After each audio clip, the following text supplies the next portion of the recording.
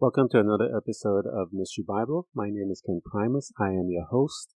We have been reading and studying the book of Genesis, and we are still here. We are in chapter 25. We are looking at Esau. We are looking at Isaac, Jacob, all of these men.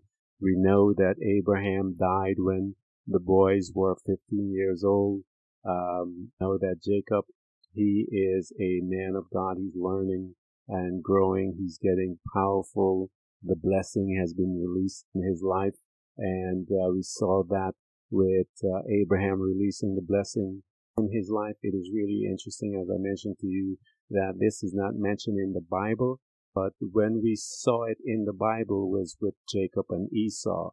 Isaac had to release it. Esau, rightfully, but how Jacob came and usurped that blessing. It's a power, a force that is being tracked all the way down to Jesus Christ, and it is then tracked and released into the life of every believer in Jesus Christ, for the Bible tells us so. And we will walk through that. We're going to do a sidebar on the blessing. What is it? And how we can incorporate it. All of those different things that we see as we study these guys' life. Today, what we're going to do is take a look at Jacob and Esau. Let's go through their timeline so we can get a couple of things out of their life so that you and I can get a better understanding of who these gentlemen are, because they are serious characters within the Bible itself. And they made decisions that affected their life differently as brothers, as everyone else does. We know that brothers in each and every one of us have our own path. And so we are going to take a look at each man's path and the result of that. And then we will go back into Jacob. And so we are going to stop by here today, and let's see how long this is, if it's going to take us into a second podcast. But we are going to look at the timeline with Jacob and Esau. We will be right back after this. Welcome back to Mystery Bible. We're going to look first at the Bible and see what the record states in the Bible concerning these two guys, because we know that they are twin boys, as said in the scriptures.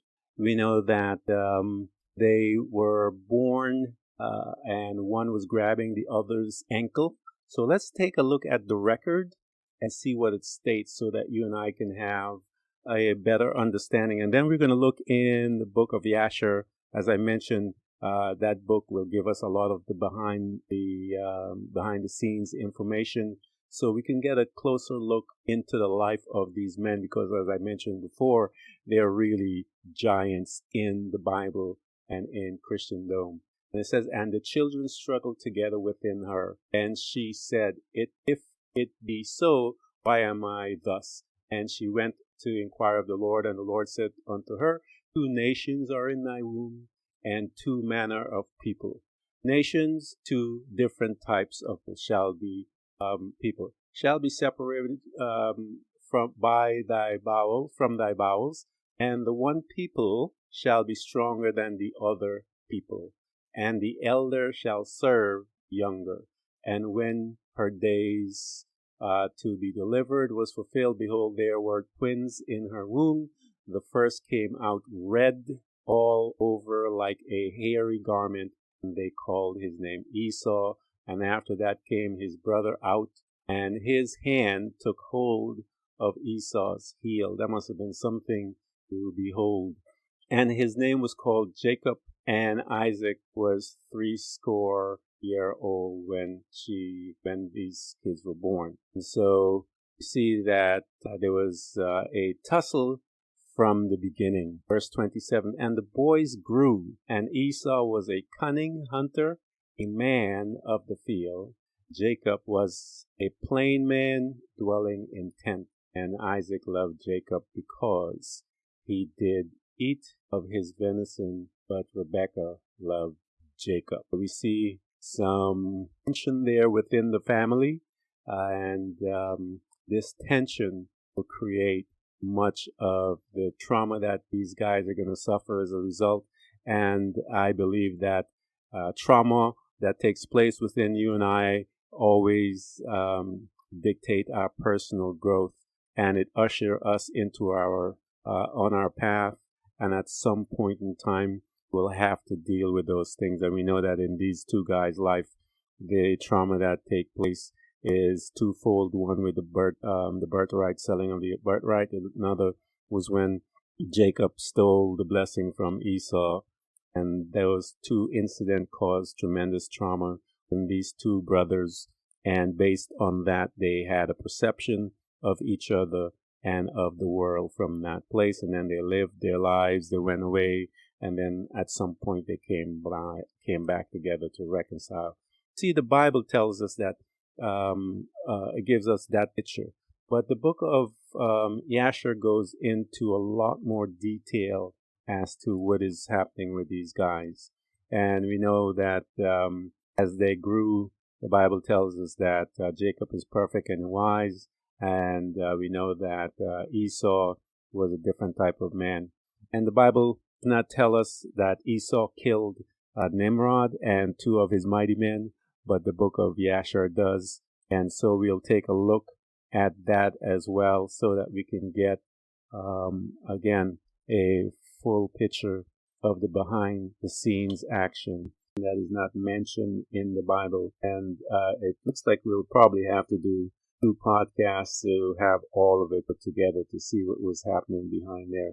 But we will look and see that this family was a dysfunctional family, and based on that these men made some decisions from the trauma that took place, guided their lives for many years. Now, the chronicle or the data that is written in the Bible, it is declared in Genesis chapter 25, and we see that, number one, it gives us a couple of clues about who these guys are. They're twin boys, and we know that Isaac and Rebekah prayed for them, and that they became pregnant. She was barren, and God said that there are 2 nations within her. And let's take a look at the data and see for ourselves what the Bible teaches, and then we will go over to the book of Yasher and continue our study there, because it does have a lot more information. And the first came out red all over like a hairy garment, and they called his name Esau. After that came his brother out, and his hand took hold of Esau's heel for the picture, and his name was called Jacob. And Isaac was 80 years old, and she bared them. And the boys grew. Esau was a cunning hunter, a man of the field, and Jacob was a plain man dwelling in tents. And Isaac loved Esau because he did eat of his venison, but Rebekah loved Jacob. And we see, I'm going to read a story here that it goes right into, but there's a back scene behind that. And Jacob sowed porridge, and Esau came from the field, and he was faint. And Esau said to Jacob, "Feed me, I pray thee, with that same red porridge, for I am faint." Therefore was his name called Edom. And Jacob said, "Sell me this day birthright." And so you see, we're going to get a better picture of what's going on between his brother. So Jacob is now entreating his brother Esau to sell his birthright. So then Esau said, "Behold, I am at the point to die, and what profit shall this birthright do to me?" And Jacob said, "Swear to me this day." And he swore unto him, and he sold his birthright unto Jacob. Then Jacob gave Esau bread and porridge of lentils, and he did eat and drink, and rose up and went his way. Thus Esau despised his birthright. And when you read that, it doesn't really give you any information as to why would someone just give up their birthright. And that's one of the questions that I've always asked as a Christian, because I know the authority that comes with the birthright is being a firstborn, because I am a firstborn, and that always troubled me as to why would he just do that, and didn't make any sense. But as you take a look at the book of Yasher, it goes into a lot more detail as to what is going on behind the scenes in this family, and it's really something to see. again, what is going on within this family unit that is riddled with, as they say, every family has their problems. And we are going to look and see some of the problems that are here in this family concerning all of the things that comes into them and how they handle it. These guys, they are hallmarks in the Bible. This story I've heard a million times preached over and over, but no one has ever told me what I read in the book of Yasher about the behind the scenes, and that is why you hear me say it over and over again.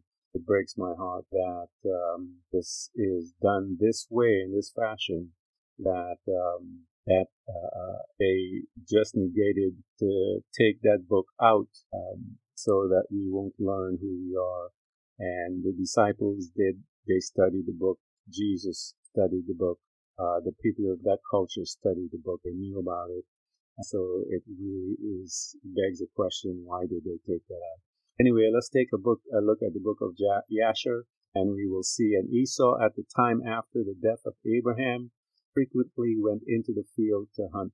And Nimrod, king of Babel, the name of Raphael, again, he changed his name from Nimrod, and so now this is his new name that he is called. We're going to talk a little about this guy in a moment. Also frequently went with his mighty men to hunt in the field and to walk about with his men in the cool of day. And Nimrod was observing Esau all the days, for a jealousy was formed in the heart of Nimrod against Esau all the days. So we see that Nimrod became jealous of Esau. Esau is a hunter just like him, and this jealousy is building and has built to a place where he's tracking this man on a daily basis. And verse 4 of chapter 27 said, "And on a certain day Esau went into the field to hunt, and he found Nimrod walking in the wilderness with his 2 men. And all his mighty men and his people were with him in the wilderness. But they removed at a distance from him, and they went from him in different direction to hunt. And Esau concealed himself from Nimrod, and he lurked for him in the wilderness. Nimrod and his men that were with him did not know him, and Nimrod and his men frequently walked about in the field at the cool of the day, and to know where his men were hunting in the field." So you just basically come and check on them in the cool of the day. And so we see, and Nimrod and 2 of his men that were with him came to the place where they were, when Esau started suddenly from his lurking place, and drew his sword, and hastened to run to Nimrod and to cut off his head. So Nimrod's head is cut off. And Esau fought a desperate fight with the 2 men that were with Nimrod. And when they called out to him, Esau turned to them and smote them to death with his sword. And all the mighty men of Nimrod who had left him to go to the wilderness heard the cry at a distance, and they knew that the voice of those 2 men, and they ran to know the cause of it. And they found their king and the 2 men they were with him laying dead in the wilderness. So they showed up, Esau's head paraded from his body, and these 2 men are dead. And when Esau saw the mighty men of Nimrod coming at a distance, he fled and thereby escaped. And Esau took the valuable garments of Nimrod, which Nimrod's father had bequeathed to Nimrod, and with which Nimrod prevailed over the whole land, and he ran and concealed them in his house. So let's stop here and go back into the book of, let's go back further into the book of Yasher, and we're going to talk about what is this garment. And we have studied, and I mentioned it in previous podcasts, but let's take a look and see exactly what this is and why it is important.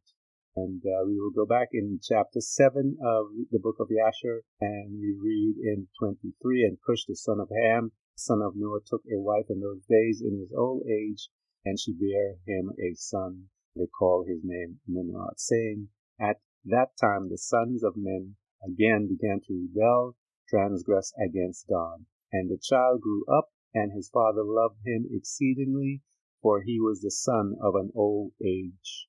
At the garment of the skin which God made for Adam and his wife when they were out of the garden were given to Cush. After the death of Adam and his wife, the garment was given to Enoch, the son of Jared, and when Enoch was taken up to God, he gave them to Methuselah his son, and at the death of Methuselah, Noah took them, put them to the ark, and they were with him until he went out of the ark.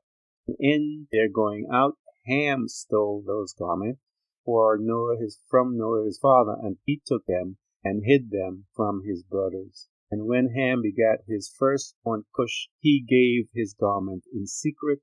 They were with Cush many days. And Cush also concealed them from his sons and brothers. And when Cush had begotten Nimrod, he gave him those garments, though he loved him. And Nimrod grew up, and when he was 20 years old, put on the garment. And Nimrod became strong when he put on the garment. And God gave him might and strength, and he was a mighty hunter in the earth. Yea, he was a mighty hunter in the field, and he hunted the animals, and he built altars, and he offered unto them the animals. We'll take a break, and we'll be right back. Welcome back to Mystery Bible. As we continue our topic, I'm excited to get back into this topic. So here we go. Let's go back and continue our study. And so see that this particular item is really valuable. Now, appears that Esau understood the value. He knew the story, because he was very particular, because it says after he killed him, Esau took the valuable garments from Nimrod, which Nimrod's father had bequeathed to Nimrod, and with which Nimrod prevailed over the whole land. He ran and concealed them in his house. And Esau took the garment and ran into the city on account of Nimrod's men. He came unto his father's house, wearied and exhausted and he was ready to die, though through grief, when he approached his brother Jacob and sat before him. So he runs to his house, he hides the garment that he took from Nimrod. He runs to his father's house because these guys are after him. He runs into his brother. He feels as if he's going to die, and he makes a statement. And he said unto his brother Jacob, Behold, I shall die this day.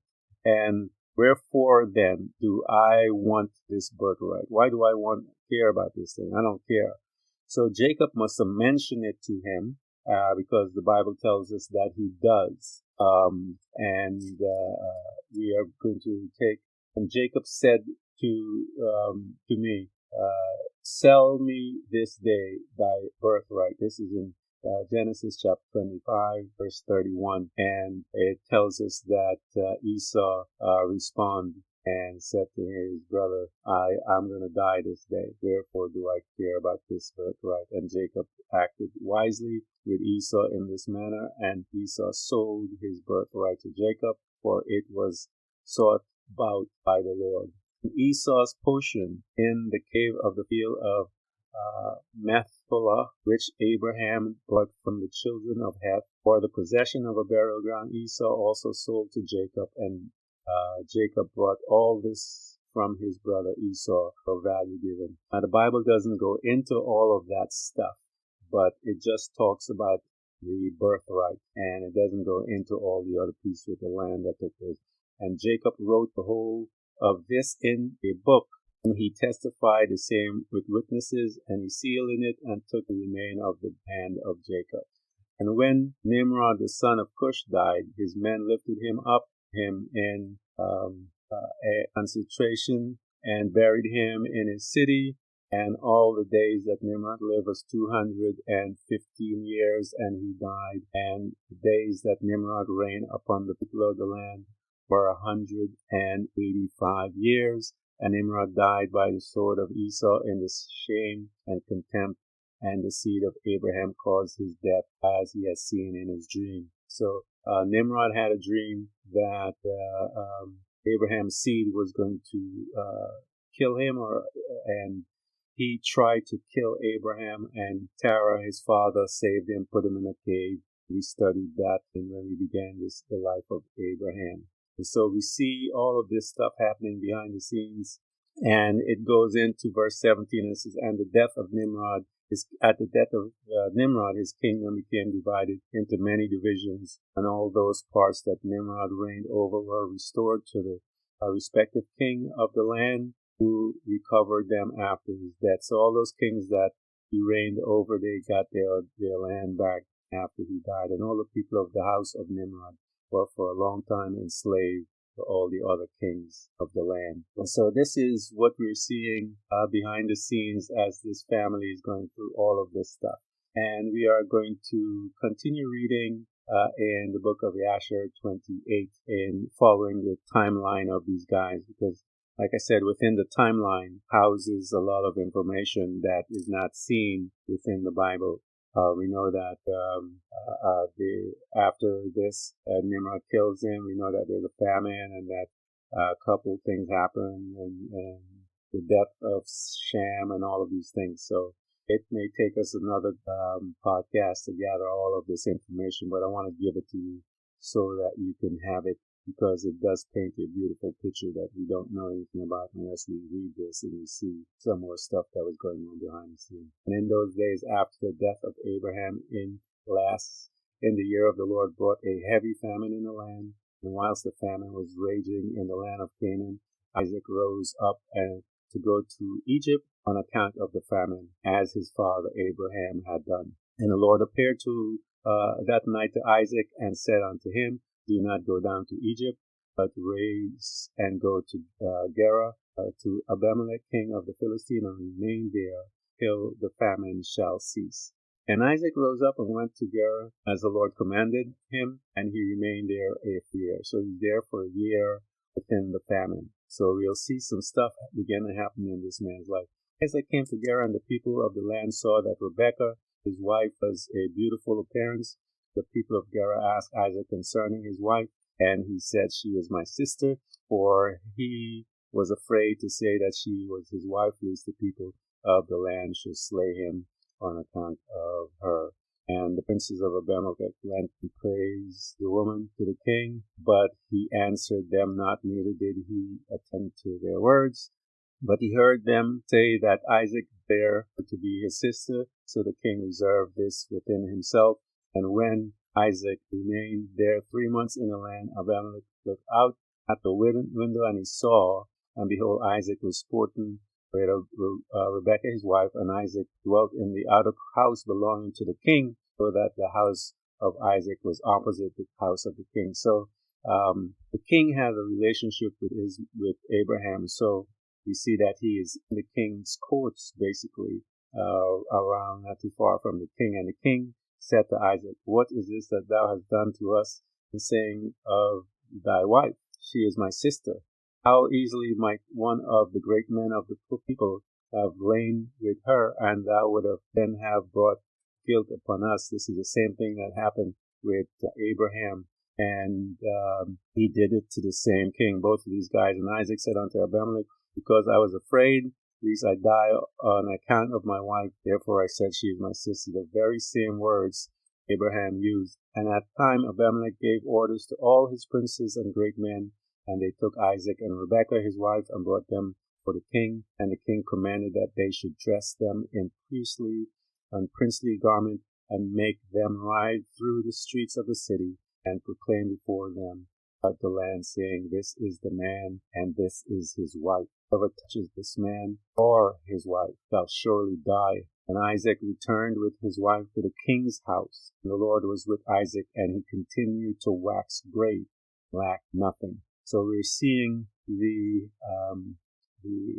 advent of the blessing working within his life. And I told you that blessing was released in his life through Abraham speaking to him and releasing it to him in his life. And we see that it is manifesting.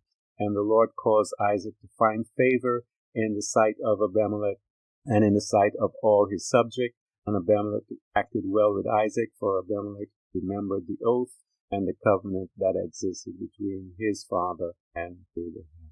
And so those that are following me on my other site, the blueprint of faith, you understand what favor is. Favor means it's also called grace in the New Testament, and in the Bible, it's interchangeable, favor and grace. And we know, if you follow me, that it means the divine influence upon the heart and the benefit that it brings to the believer. When you read that God and the Lord was Isaac to find divine favor in the sight of all the men, sight of Abimelech, and as a result of that, it gives us whatever God wants them to give to us. And in the sight of all the subject, and Abimelech acted well. So divine favor causes people to act on our behalf to bring forth the will of God in our life. And Abimelech said to Isaac, behold, the whole earth is before you. Well, wherever it may seem good in your sight until thou return to thy land. And Abimelech gave Isaac field and vineyards and the best part of the land of Gerar to sow and reap, to eat fruit of the ground until the days of the famine should be passed by. And Isaac sowed in that land and received 100-fold in the same year. And the Lord blessed him. The blessing again is manifesting in his life. And we are going to do a study about that later on. And the man waxed great, and he had possession of flocks and possession of herds and great stores of servants.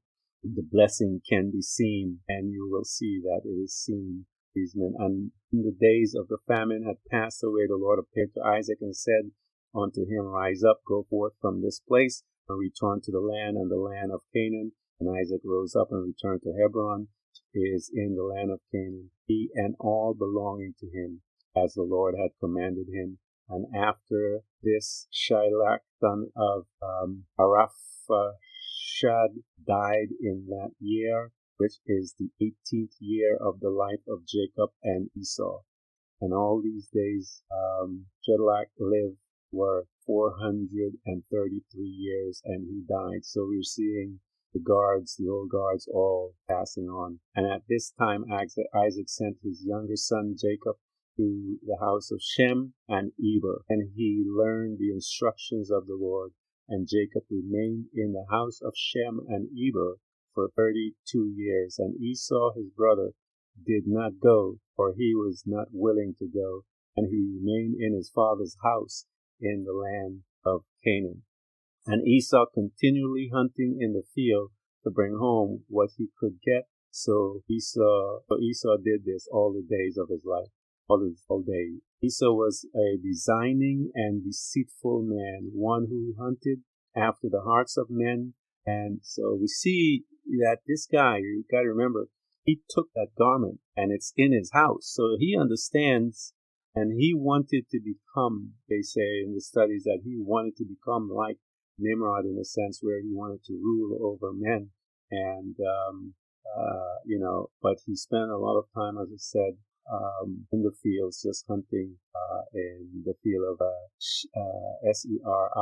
Serai, which is called Edom, and he remained in the land, sheer hunting in the field a year and 4 months. So he's there for a year and 4 months, and he sees this woman, and he tells us she's the daughter of a man of Canaan, and her name is Jehudith, and the daughter of Beeri, the son of Eber. The family was Heth, son of Canaan. And he takes this woman, he marries her, and Esau took her for a wife, and he came unto her. 40 years old was Esau when he took her, and he brought her to Hebron, the land of his father, dwelling in place, and he dwelt there. And it came to pass in those days, in the 110th year of Isaac's life, that in the 50th year of the life of Jacob, in that year died Shem, his son of Noah. Shem was 600 years old at his death. So there's a couple of things happening, as I said, behind the scenes that the Bible doesn't say a word about. But when we look into the book of Yasher, we see that there's so much going on. And we're going to stop here at the death of Shem, because we will be able to get into blessing. We're going to look into the blessing, how it's released, and once it's released, how it's activated. All of these things, once it's released, you cannot take it back. And we're going to look into this part in the next episode. So I want to thank all of you guys for following me. Story is going to get good because we'll look at a dysfunctional family. All families are dysfunctional, and God is here because He is the God that is able to bring harmony to our family. And we'll see that these two brothers, as they hated each other, they came to a point where Saul wanted to kill him. And we'll see that many years later that they reconcile because God is a good God. But I wanted you guys to take a look and see what was happening behind the scene. We understand now why he sold his birthright. In the Bible, we could not understand. It was a question mark for me, and the question mark was answered when I looked into the book of Yasher and began to see. Okay, makes sense. He goes. He's hunting. He kills Nimrod. Everybody knows that Nimrod was the man at the time, and he was a leader. He was a king. He was had his people, and they understood about that garment because it's the very first thing that Esau took. So Esau took that, and Esau was ready to rule the world, man. So we'll come back.